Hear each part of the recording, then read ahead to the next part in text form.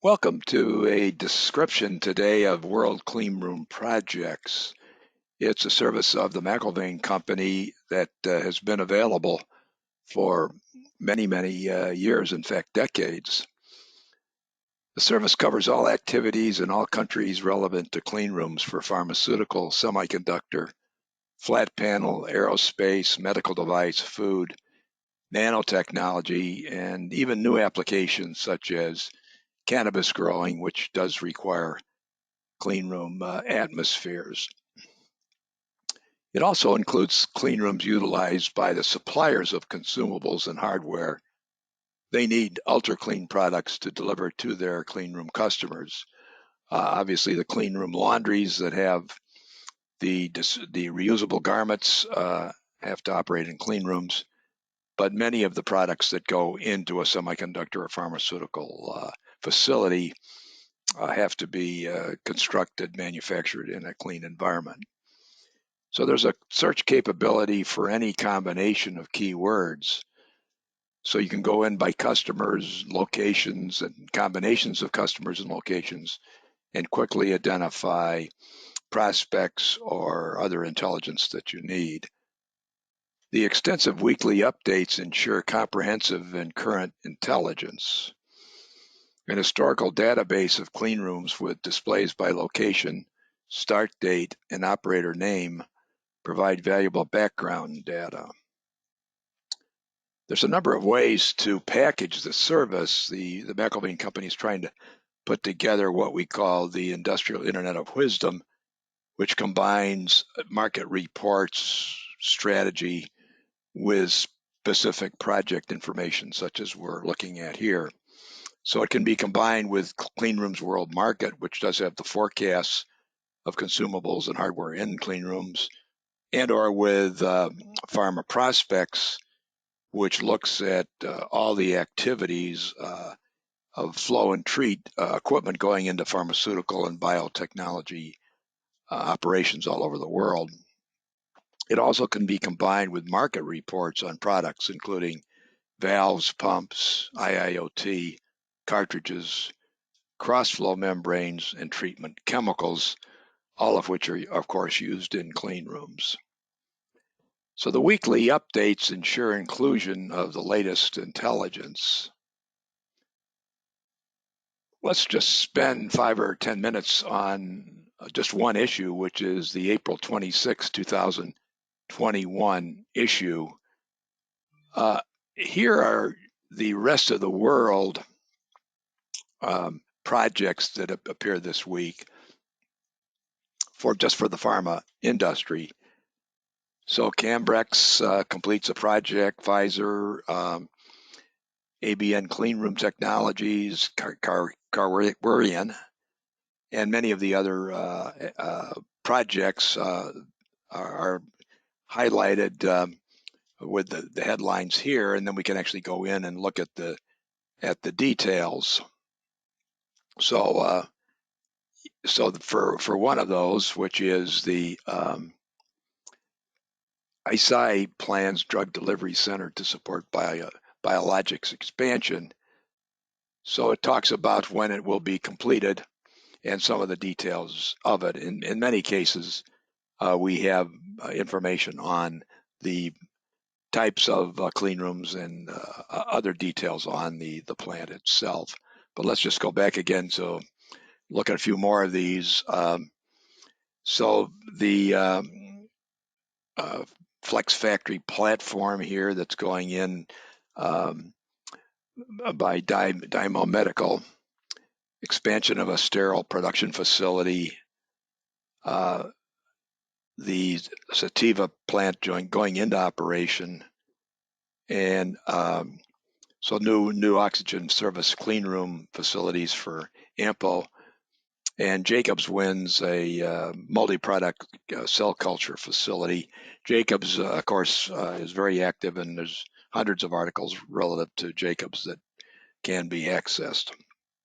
And Sativa opens in Asia Diagnostics Advanced Applications Center. So those are the offshore pharma projects. And then here are the onshore projects. There's a very big project at the Navy Yard, which is being converted to a biotech hub. Fujifilm has got some huge projects in the United States. Nexus is moving into Wisconsin sterile facility. Zetovia links 2 deals. GCON pods are selected by Manica Biotechnology. Spectronics receives a license for a new facility. Rentschler and others extend a partnership for a joint U.S. site. And Cascade Chemistry begins a capacity extension. So these are all within the one email alert or update, as we call them here. So here's the coverage of the Navy Yard expansion. This is going to be a very big $2.5 billion development around the Philadelphia Navy Yard. And there are going to be a lot of biotech, smaller biotech firms that will want to take advantage of it because the whole Philadelphia area there is a biotech hub. And so there will be lots of opportunities for companies that locate their facilities there. So we do have this same April 26th alert covers aerospace clean room with NASA has a new clean room there for a moon rover assembly. And Arizona, in terms of semiconductor projects, has a $20 billion Arizona expansion. So the semiconductor projects are fewer in number, but they're huge in terms of the amount of clean room consumables and hardware that are required. As you can see, this has got 3,000 high-tech new wage jobs at that facility. So this is certainly going to be a big opportunity in Arizona. So those are the some samples of what's in the one alert. But the most important aspect of the service is that there's an instant search for anything in the last 20 years. And you can search by any combination of keywords, such as a prospect name, a location, and a date. So when you search on China and semiconductor, there are more than 1,000 results found in 100 pages of displays. And then that goes on to hundreds of pages of actual content, such as this one, with Foxconn breaking ground for a new chip plant in China. So you can search the semiconductor projects by headline too. So just starting with the more recent headlines and looking backwards is a good way to quickly zero in on projects if you don't have a very specific. In other words, if you're looking for, let's look for all the big new semiconductor projects, this is a better way to do it rather than that search that's more specific that we've just been looking at here. So looking at all these headlines is a good way to do that. So you can also search by operator, Fujifilm as an example. So you can search on all the Fujifilm displays, but there are actually 49 articles on Fujifilm. So they're investing in a large-scale U.S. cell culture facility. It's a 2.1, it's a $1.5 billion investment, and it's going to be it's going to be located in the U.S., but they have other facilities in Denmark and elsewhere. And it gets on to some of the details here, like 24 bioreactors and so forth that will be required. And so that this level of detail is typical, and in some cases we have much more detail. And you can actually search by products too. So, for instance, on isolators, there's 270 articles just on isolators. So Telstar, who's one of the isolator suppliers, has completed design and manufacture of 13 isolators for this particular plant, Ipsen Biofarm. And so it gets into some of the details on how the isolators are going to be used and the filters and so forth that are going to be accompanying those isolators. So that's, I think, another way to look at the service. Still, a third way is to go and buy suppliers. So Wiscond and Cleanroom Solutions are both suppliers of modular clean rooms. And Wiscond got lots of activities in China, but also is building facilities in Russia. And here's the R-Farm vaccine plant that is being built in Russia.